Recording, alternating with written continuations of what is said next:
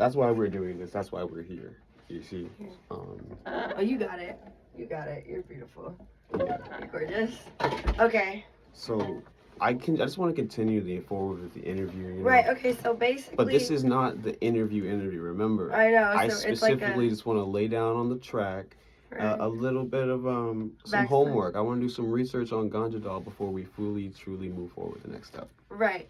Okay, so for basically to answer your question, there was some stages to what it was like to put the album out. So the first stage, I feel like I misspoke. The first stage wasn't even writing.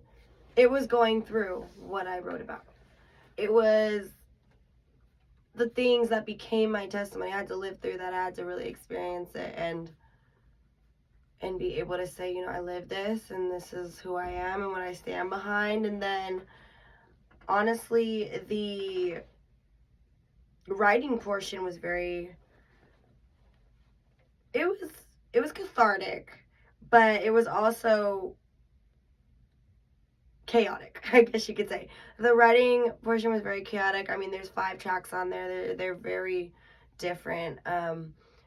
For just so to give you an insight as to why I could say it's so chaotic, the writing process. I actually wrote probably one of the better tracks of the album called Dying to Live in a psych ward. I wrote it in a psych ward after attempting suicide. You know, let's pause in this exact moment. Miss GanjaDoll, like in 2022, yeah, this EP was released called Therapy Sessions, and I asked you a question. I asked you, what was your mindset in this release? Hurt and pain. How did you get to that? Like, what was your stages like in this process of making Believe, making Dying to Live, making Life Lessons, making Psalm 151, and making Closure? And you bring it to the point where you were saying first you had to write it, but then you're like, you made that correction. You're like, no, I didn't have to write it. I had to first go through it. Mm-hmm. Dying to Live is a project that you just told me you feel amazing about. Yes. Okay? And it also was a moment where you're in a psych ward thinking that you had an opportunity, you had choices to make. Mm-hmm. So I just want to pause right there and say thank you for making the right choices and being here with us today, Miss GanjaDoll. Thank you. I appreciate that to the utmost degree. It was not an easy choice to make, and it wasn't even a single choice. There were very many difficult choices made for me to be here today. And not all of them are right. But I made them and I stand behind them. I mean, I know that in all situations, having regret or remorse is just like, it's never good for your soul or your well-being. Being, stress causing, stress inducing for sure. So it's better to just like always align yourself with something that you feel is you, no matter how it might be seen in the eyes of others. Being able to trailblaze your own individuality is something that I'm amazed by coming from you, GanjaDoll. Thank you. I really appreciate the compliments, Lavish. That's amazing. It feels good when I get recognition, so I appreciate it. You have a lot more to be appreciated of, because I'm about to highlight some of the research I've done. You know, I'm doing a little bit. Let's do it. You know, so let's see if Lavish did his homework. Let's see it. Well, I know from a little birdie that a very high profile venue you'll be gracing the stage of quite soon. Yes. So in terms of 2022 to 2024, how have you seen yourself grow? The first thing I can say is the lyricism, because I pride myself as a lyricist first. It's not even that I've gotten quote unquote better, it's that I've gotten more raw. I don't want to say I don't give a crap, but because I do, but I'm very much, I don't sugarcoat or go around to things anymore. I very much will put it out there. But in the same sense, I noticed that a lot of my earlier raps, I was very just, I'm going to spit this and say it. And now I can wordplay a lot better. You know, I can definitely manipulate words. Words are my art. So that, and it's really confidence, especially on stage. Because even though I was never stage fright, owning the stage is something completely different than just stepping on the stage.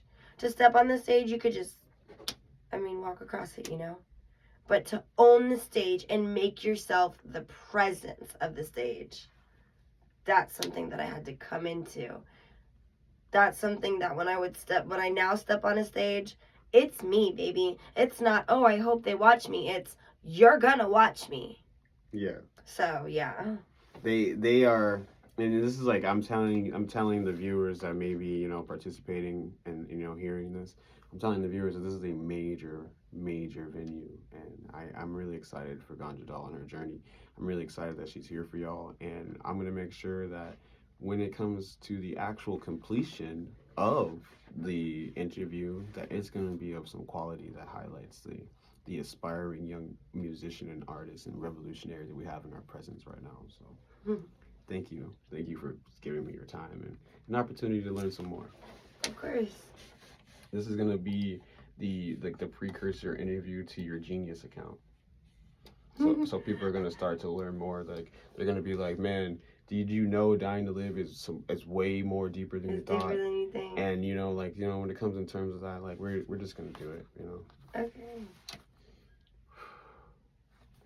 How you feeling, Lavish? I want to play some of your music. I want to play this Okay. song. I want to try it out real quick. Let's see. I Believe with the top plays. But I want to hear it. You want to hear Dying to Live? So I'm going to preface this with the idea behind the actual track. When the the male person who's speaking in it is talking, the idea that I had was that I'm actually talking to God. So I'm going to preface you playing the track with that. Go ahead. Okay. It's GanjaDoll. So who's GanjaDoll? I'm an artist, a human being, a survivor. So, what's your message? So what's your message? Truth be told, I don't want to be the one to come out here and say I got some kind of message I'm trying to deliver. I just want people to interpret my shit for how they interpret it. If my shit hits you, then it was meant to hit you. Now let me hit you with this.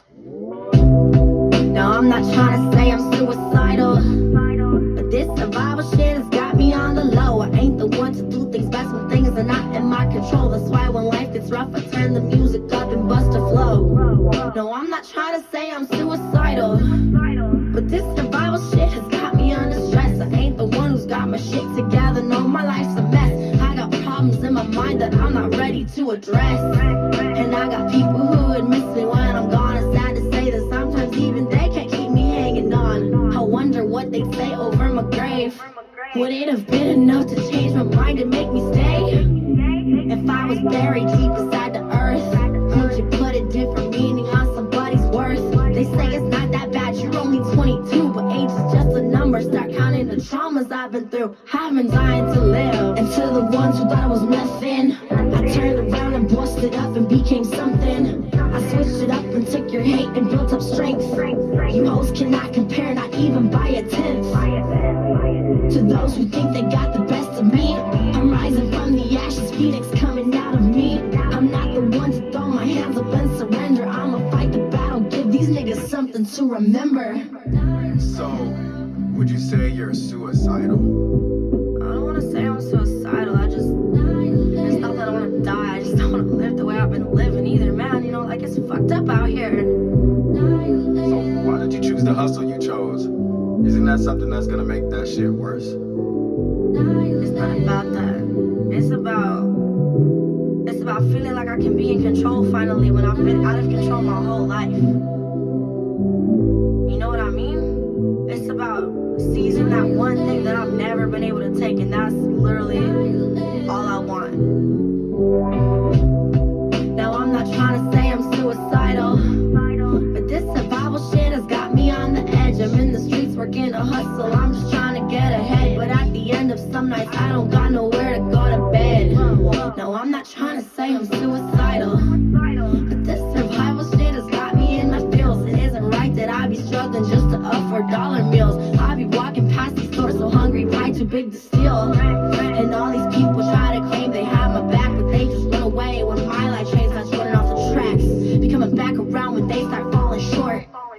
never stood for me, but now they need support. I ain't got no blood out there, who gives a damn? These people from the streets who fuck with me are now my fam. And after seeing just how foul and blood can be, I keep the people who can feel my situation next to me. We all dying to live. And to the ones who thought I was nothing, I turned around and bossed it up and became something. I switched it up and took your hate and built up strength. You hoes cannot compare, not even by a tenth. To those who think they got the best of me, I'm rising from the ashes, phoenix coming out of me. I'm not the one to throw my hands up and surrender. I'ma fight the battle, give these niggas something to remember. What's your end goal? What's your final plan? Where are you trying to get with this? I just want to feel like I'm genuine. I want to better myself. It's all about me becoming who I wanted to be, not being molded into how everybody has wanted me to be my whole life. It's about literally being a renegade, not giving a fuck what anybody says, not giving a shit what anybody thinks. Walking by and knowing that I got it regardless of whether you could give it to me or not. That's what I needed. Yo, what an amazing emotion is going through my body right now. We're interviewing the one and only GanjaDoll. And the first song I played, she said, y'all want to know who GanjaDoll is? Well, I'm going to tell you. This is, bro, So I got to ask. Mm-hmm. You're literally anticipating this performance on this stage that will definitely change your life. Yeah. What at that? I mean, I'm ready. You're ready to be genuine. You're ready to be better. You're ready to be yourself. I'm ready. I feel like I've always questioned, why have I mean, okay, so kids, now I'm gonna throw you into another song. I always question, why are my blessings taking so long? And that's actually a quote from a song called Cold World, and it is my song featuring Bryso, who did the beat and the hook. But yeah, I've always wondered, like, gosh, I'm trying so hard. I'm really pushing. I really do this out of love. And I look at the industry and I wonder what am I not good enough? Should I be more like them? But it's not good enough to myself, and it's not an honor to myself if I just conform and then I get this opportunity that just lands in my lap. And truthfully, Lavish, I'm not gonna lie, I did not, and I'm quite disappointed in myself for doubting myself. I did not think they would pick my submission. And I was so disappointed in myself for doubting how incredible I really am. And I don't say that out of ego. I really do mean, like, I know I'm bad. I know I'm a boss. I know my lyrics are on par. I know my body beats harder than most of the, at least females in the rap game right now. And that's no disrespect, because I mess with some of them hard. Like, I really support. I'm a girl's girl. And even just in general in the industry, I really, like, have so much respect for the people but who are already in it. But, like, on everything, I'm not like y'all. And I'm not saying I'm better, but I'm different. So I have a place in that industry. Let me through. Move out the way, because I'm here and I'm ready. Yeah. She's not saying she's better. You heard her mouth. She's saying she's different. She's ready. So, people are always going to literally know that there's a recipe, a blueprint, some type of, like, literally people like, oh, work hard, get there, like, don't give up, like the basic stuff. But I know there was a moment in your life where you felt like, man, I actually broke through that threshold. Like, could you kind of bring it back to me when you first understood that, I'm gonna do the rapping thing, but now I'm recognizing the way where I'm gonna do this rapping thing. Like, really, really do it? Yeah. When was that first moment for you?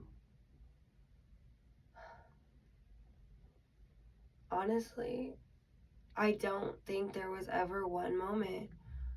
I mean, I've known since young that music was what I was I was going to do. Not meant to do, born to do, or any of that. I was going to do music. I've been doing music. And it's like, I don't think it was a moment where I said, yeah, I'm going to go be a rapper. But I always knew from very, very, very young that the stage was my home. And then I found the booth. That's why in closure I say, I didn't have no home until I found a place inside the booth. I feel like the booth has like been a transitional phase for me, and it's always, it's always been something that I didn't even know would be possible for me, because getting into it deeper is like I'm not gonna get deep, but I grew up with a family just that did not respect my dreams. They didn't believe that I could actually go, music to them was not a real job. That's just not what they wanted to promote, and it's not what they supported. And to be honest, I was writing in secret. I would sing in secret. I think to this day, my mother has never heard me sing, and my father's only heard me once and didn't comment much. To this day. And my parents have never seen me live. Ever.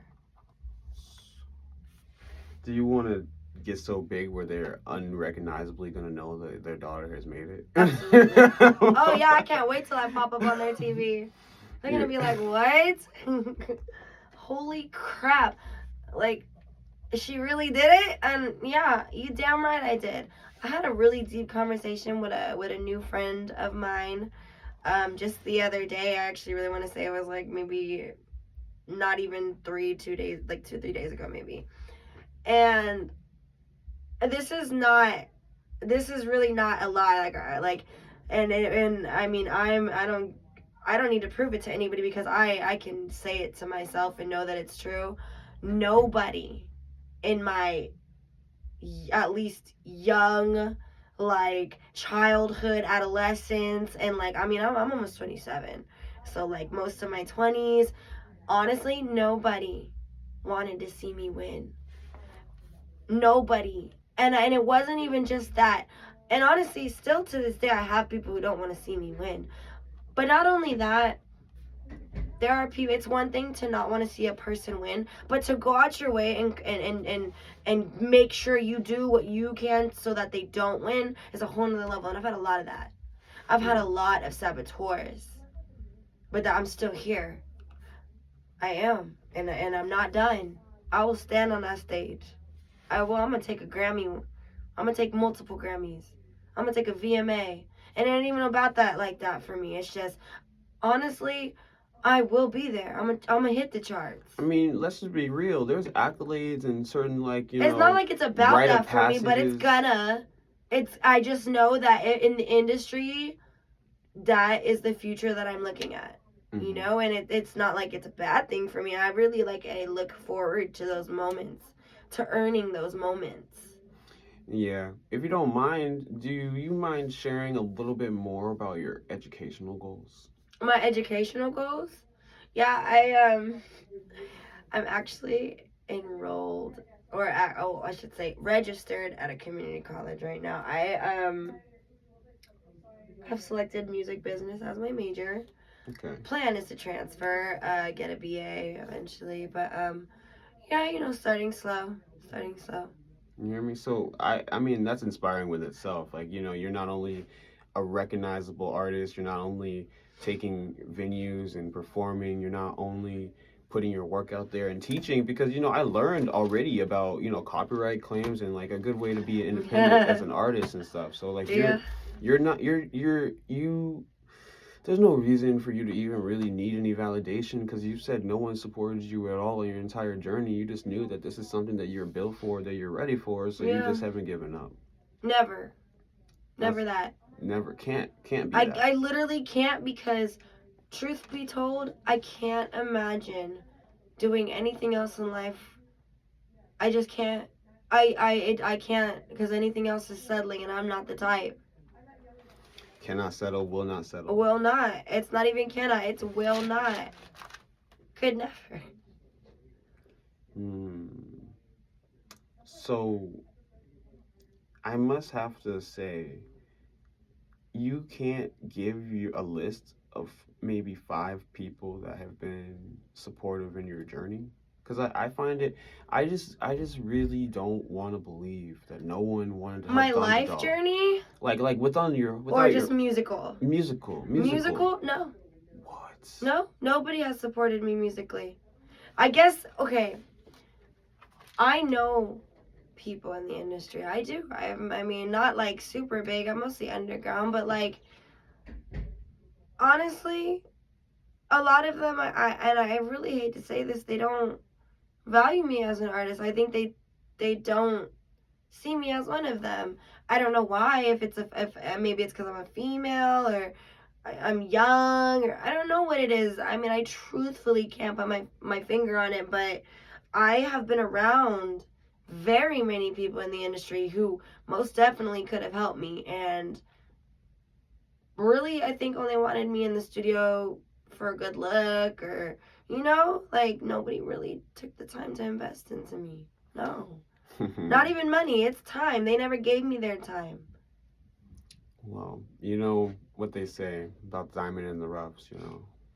Like, there will be times for them to regret that later. The people that had opportunities to be a part of your journey, or maybe even, like, you know, and motivate you to go even Right. harder. But, like, you know, I find myself believing that everything does happen for a reason. Mm-hmm. I think this interview is going to be seen by millions of people. One day, I think yeah, a lot for of sure. people are going to They're gonna go be like, that directly to was this GanjaDoll's very first interview. I mean, And it had to be with Lavish. Come on, yo. being in the presence of GanjaDoll has definitely made me want to, like, up my game. You know, I gotta come correct when I'm in the presence of royalty. You feel me? Thank you. So I'm gonna Madam. thank you so very much. I'm gonna cut this video here, and then Okay. we're gonna get over to the real thing. Thank you. I love you, Lavish. You're epic. You are epic. Let's just get a little panel of, like, you know, where the first interview happened. And Okay. thank you so much, GanjaDoll. Thank you, Lavish.